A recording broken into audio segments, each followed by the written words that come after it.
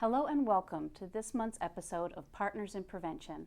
I'm Jennifer Stein with Prevent Child Abuse Habersham, and we're going to be talking about early literacy and the importance for our young infants up through adulthood of loving to read and learning the importance of instilling that early literacy with our children. Our guest today is Jennifer Parker. Jennifer is one of the founders of a group called the Tomes Student Literacy Society. She also happens to be a high school media specialist, and she's joining us today to help us put together why early literacy is so important, and then what your organization does to keep that love of reading going all the way up through graduation. So let's start with sharing with the viewers, what is early literacy? Early literacy actually begins at birth. It's really just instilling a love of reading in your child. So early literacy begins before the child can ever read. Mm-hmm. So it's really important that parents read and that their child sees them reading. It's really important that parent and child reads together, that the parent reads aloud to the child. If a parent can read 20 minutes a day to their child, they will affect their education achievement for their entire life just by reading in those very first years before the child can even read themselves, if the parent will read aloud for 20 minutes a day to their child. And I think too, sometimes the misconception is you're not talking about drilling your child, you're not talking about flashcards at this point in time. You're talking about the love of sitting on their lap or sitting next to you on the couch and looking at the newspaper, mm-hmm. or reading the Wall Street Journal. They have no idea what you're saying, but it's that patterns and repetitions and vocabulary. Yeah, it's everything to do with reading. So it's not that drill and flashcard. You're not trying to make the child read so young. You're just trying to let them see the behavior of reading and understand what it is and to find joy in it. So really that's the foundation that we want for every child, and it is so amazing that something so simple as just reading together with your child will truly impact their future forever. Well, and I was reading, says here 40% those that have early mm-hmm. literacy and this love of learning, 40% are less likely to fall behind in school, mm-hmm. and then 70% are more likely to graduate from high school. So such little things. Now, what are some different ways, what are some guidelines that we can give some parents at home when they're introducing a book or just reading in general? When you sit down to read with your child, if you will run your finger along the words as you're reading, that really helps them learn the behavior of reading, that the words go across the page. Okay. If you'll let the child turn the page with you, if you'll let them look at a picture and say, now what did we read about this? What does this picture tell us? Or even at the end of a book, let the child draw a picture of what the book meant to them. All of those things are early literacy. Helping the child recognize this is the front of the book, this is the back of the book. Okay. All of those things are early literacy, foundation skills. And apparently, by the time you're 5 years old, 90% of your brain is mm-hmm. developed. So this isn't waiting until they're 2 right. or 3 or 4. This is from the moment you bring them home from the hospital, mm-hmm. or at the hospital for that matter.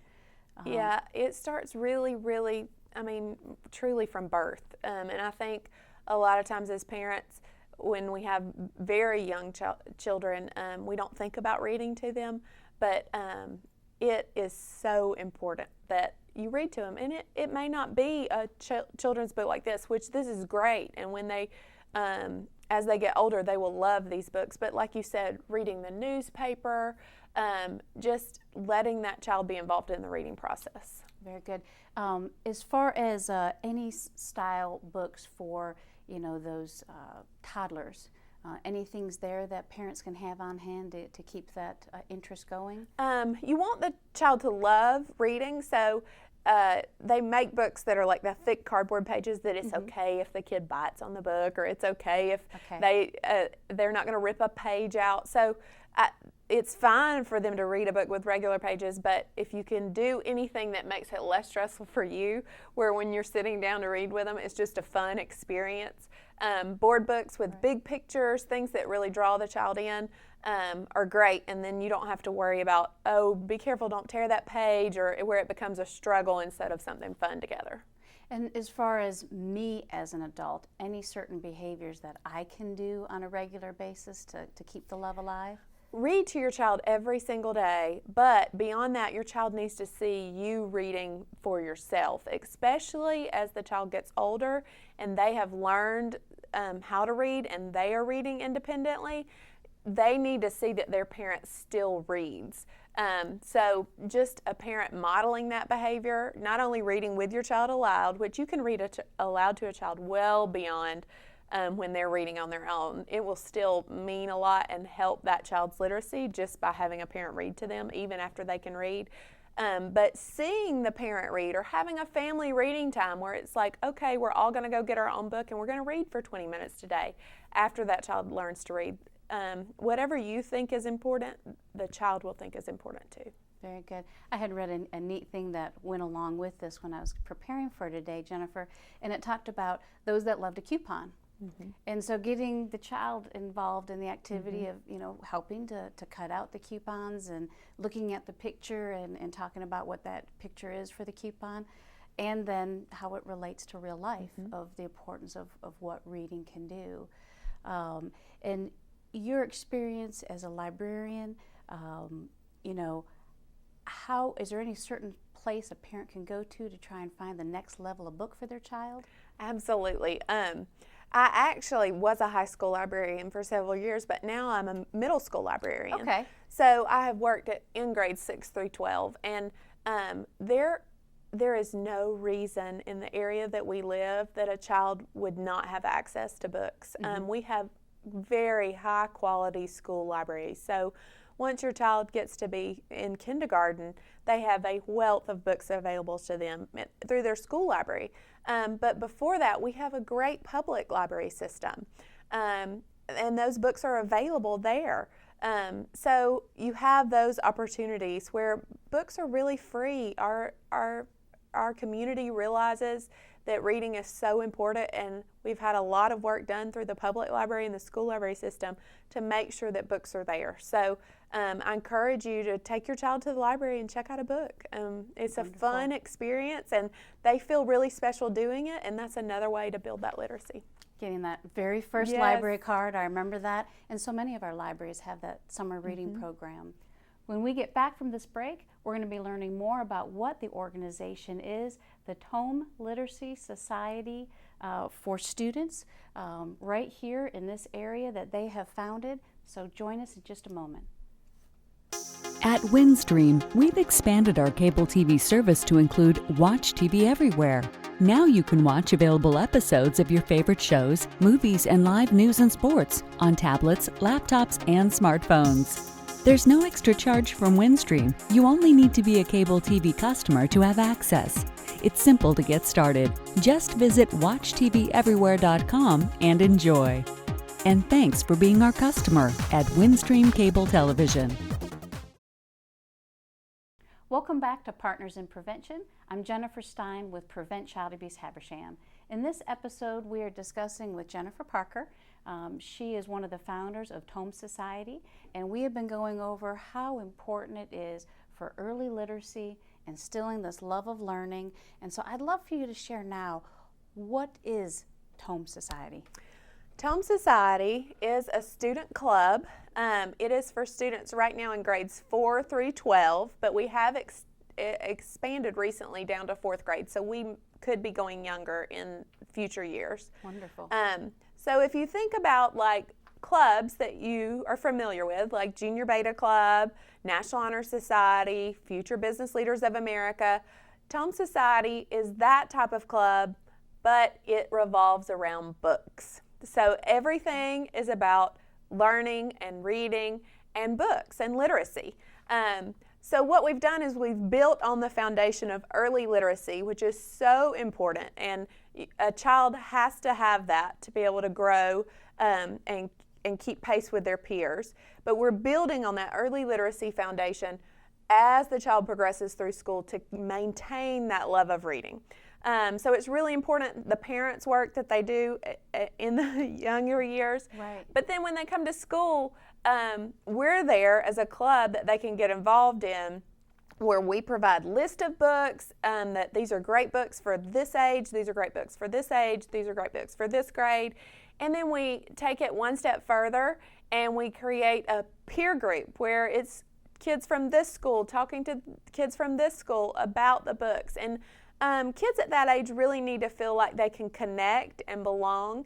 And we have a lot of students that really love reading, but they don't necessarily feel like that it's the cool thing or the best Right. thing to do, and they kind of lose their love of reading around 4th, 5th grade as they're heading into middle school. So when you create a peer group where you're showing them, hey, we all love to read and we really enjoy it, and this is something that's important to us, you're really reaffirming that literacy is important and it follows that child through school. I really appreciated, you had mentioned the book and having that list of book for a parent to go to, also a student too. And what I enjoyed hearing about your organization is how you pre-read these books, you review these books, and so from a parent perspective, we know that the literature they're going to be exposed to is a conservative literature, if I remember correctly. Well, we don't use the word conservative. We use Okay. the word clean and encouraging. Okay. And that's how we feel about it, is that we want to encourage kids to overcome their circumstances, to rise above it with positive actions. So I feel like that is super important, and that's really the foundation of what we're about. Is we believe that literacy is everything, but we also want it to be a tool to move students forward in life. Some of our books have children who are orphans, who don't have parents to guide them through decisions and how they get through that situation. Some of our books have characters who have made a bad choice and gotten into a hard place, and they can keep going down this road that they're not happy with, or they can break with friends and choices that they've made and go a different direction. Very good. And some of our books are about kids that are in a situation that was none of their choosing at all, and how they can make a change and rise above that completely. So, but above all, our books are really good, engaging books that kids like to read, and we do pre-read every single book. We actually 2 or 3 people read them before they go on the list, and it's our vetting process, and we are an awards list. So that's what the club is built around, is the awards list that comes out annually. So clean, encouraging, engaging literature for grades 4 through 12. And that really goes with your mission. Home Society mission includes promoting multiple literacy. So what does multiple literacy mean? Share with us that.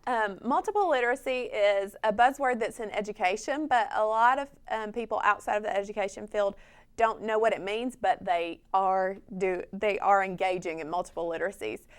So early literacy we've talked about with young children, but as you get older, you start building literacy outside of print literacy. So all literacies are founded in print literacy, which is what we think about, opening up a book and reading a book.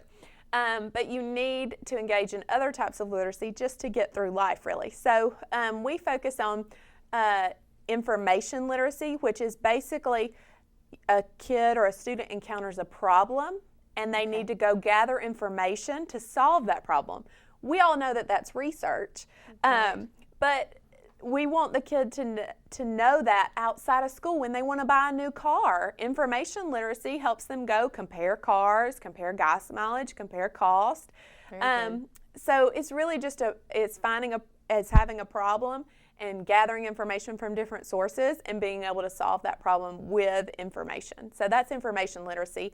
So we do some research-based projects and competitions. Our club has competitions where you can compete with kids from other schools.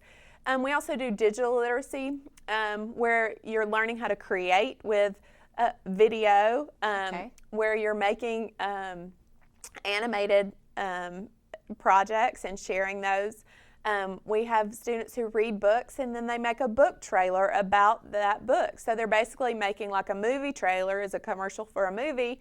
they're making a video commercial for a book, and then that's a competition also.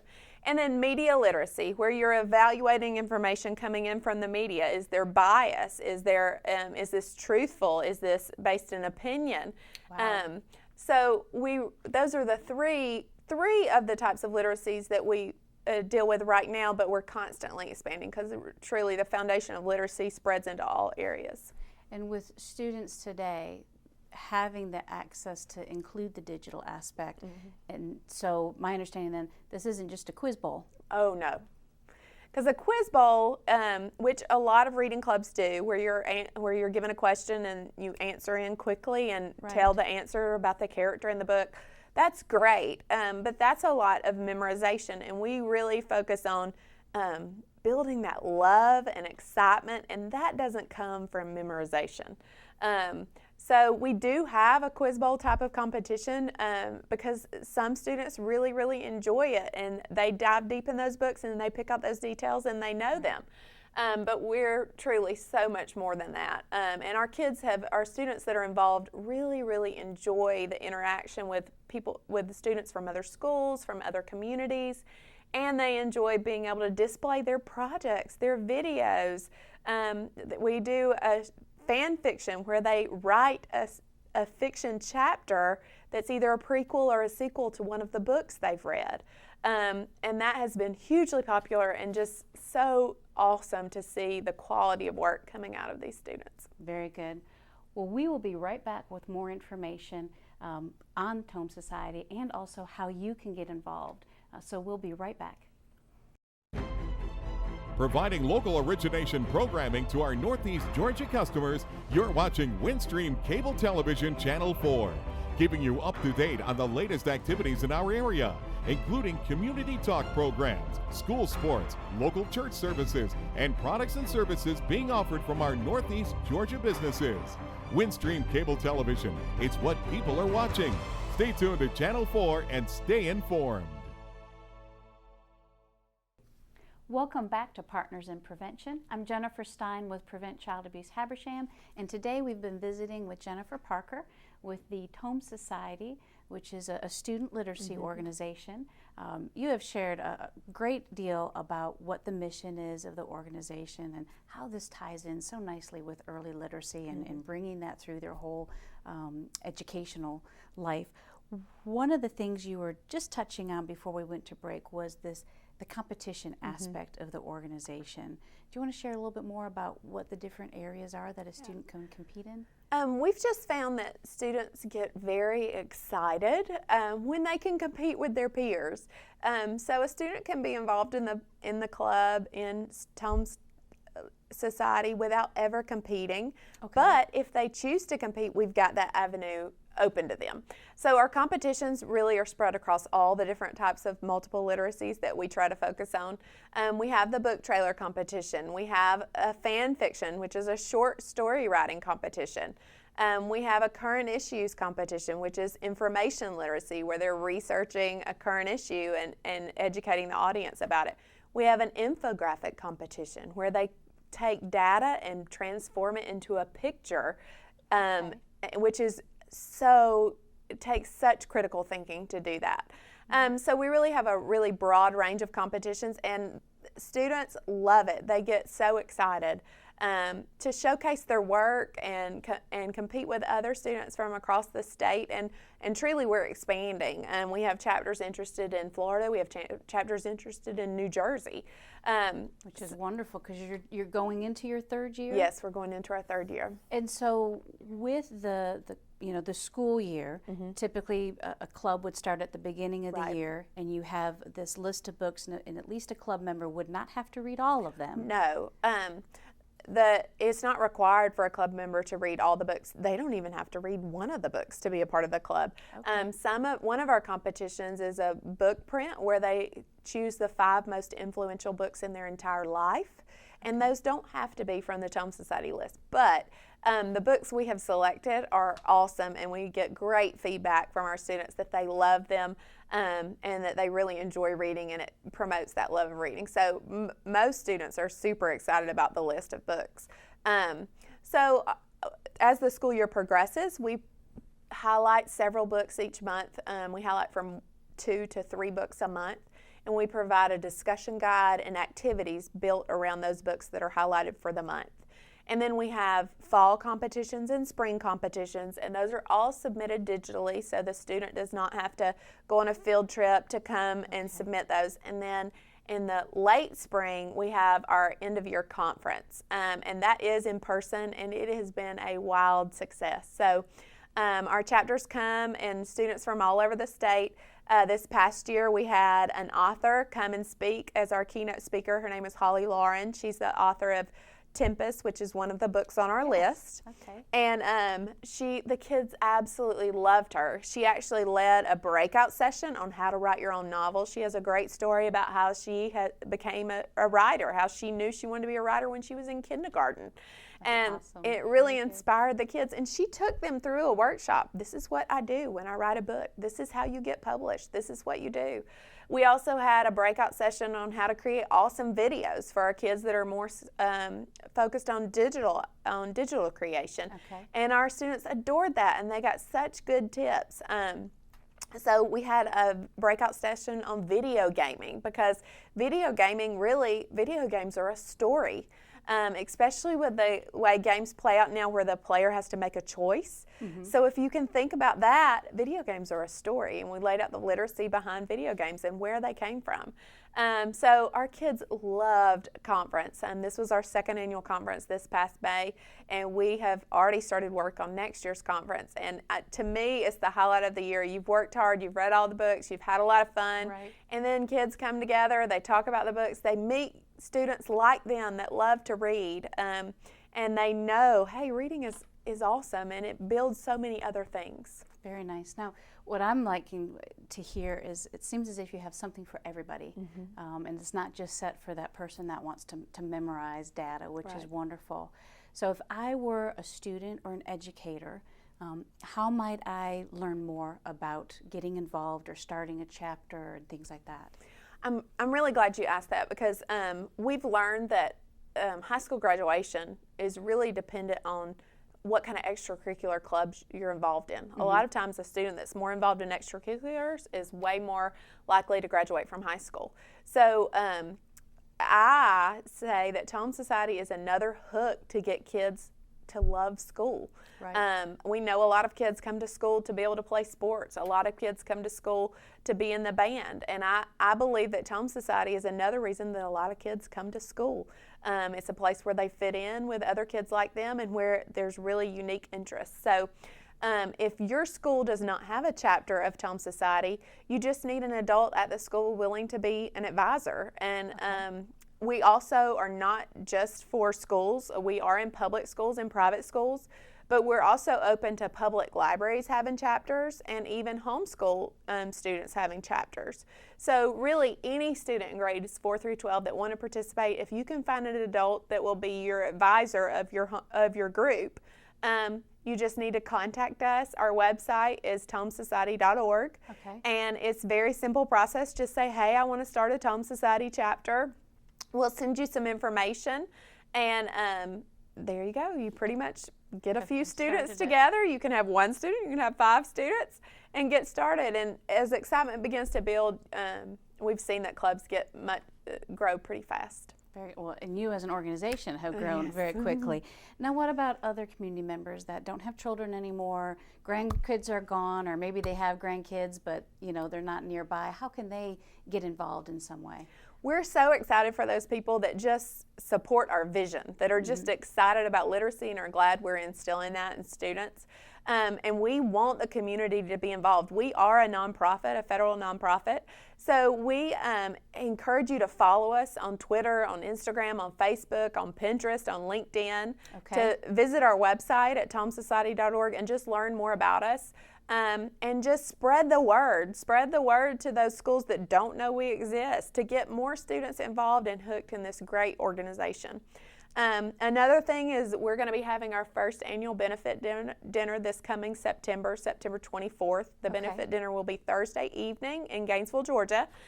We've already found out that we're going to have a New York Times best-selling author be the keynote speaker at our benefit dinner. It's Cindy Woodsmall, who is a Georgia author, a published Georgia author. And we are so excited to have her join us. And tickets will be on sale soon, but you can check, as long as you're following us on Facebook or Instagram, you will see when those tickets are on sale, and check back at our website at tomesociety.org. Wonderful. Well, Jennifer, you have tied this all together so nicely.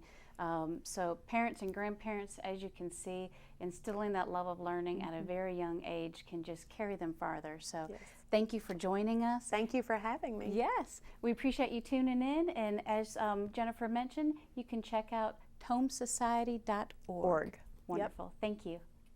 Providing local origination programming to our Northeast Georgia customers, you're watching Windstream Cable Television Channel 4. Keeping you up to date on the latest activities in our area, including community talk programs, school sports, local church services, and products and services being offered from our Northeast Georgia businesses. Windstream Cable Television, it's what people are watching.